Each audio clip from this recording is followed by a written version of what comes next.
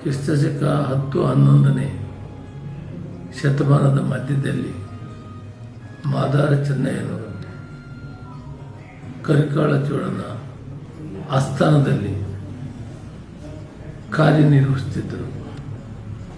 ತದನಂತರ ಅವರು ಕರ್ನಾಟಕ ಕಡೆ ಬರುವಂಥ ಸಂದರ್ಭ ಆಯಿತು.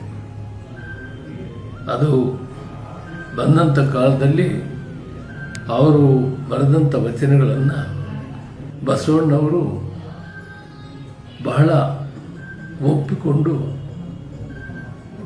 ಮಾದಾರ ಚೆನ್ನಯ್ಯನವರನ್ನು ಅಪ್ಪ ಮಾದಾರ ಚೆನ್ನಯ್ಯ ಮತ್ತು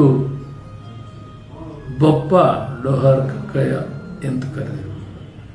ಬಸವಣ್ಣವರು ಸಮಾಜದಲ್ಲಿ ಕ್ರಾಂತಿಕಾರರಾಗಿ ದಾಸೋಹ, ವಿದ್ಯಾಭ್ಯಾಸ ಮತ್ತು ಸಮಾನತೆಗಾಗಿ 12ನೇ ಶತಮಾನದಲ್ಲಿ ಅವರು ಕ್ರಾಂತಿಕಾರಿ ಬಸವಣ್ಣವರಂತೆ ಹೆಸರು ಪಡೆದರು.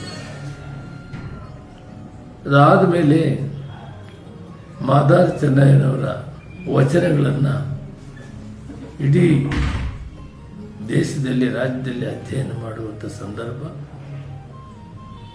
ಆ ವಿಷಯದಲ್ಲಿ ಕ್ರಾಂತಿಕಾರಿ ಬಸವಣ್ಣವರು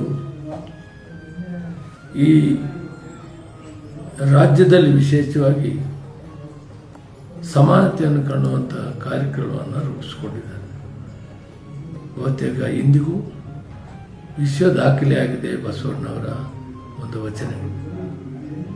ಆದ್ದರಿಂದ ಇಂತಹ ಸಂದರ್ಭದಲ್ಲಿ ಮಾದಾರ ಚೆನ್ನಯ್ಯನವರ ಒಂದು ಹೋರಾಟ ಸಮಾನತೆಗಾಗಿ ಅವರು ಬರೆದಂಥ ವಚನಗಳನ್ನು ನಾವು ಮನೆ ಮನೆಗೂ ತಿಳಿಸುವಂಥ ಕಾರ್ಯಕ್ರಮವನ್ನು ಮಾಡಬೇಕು.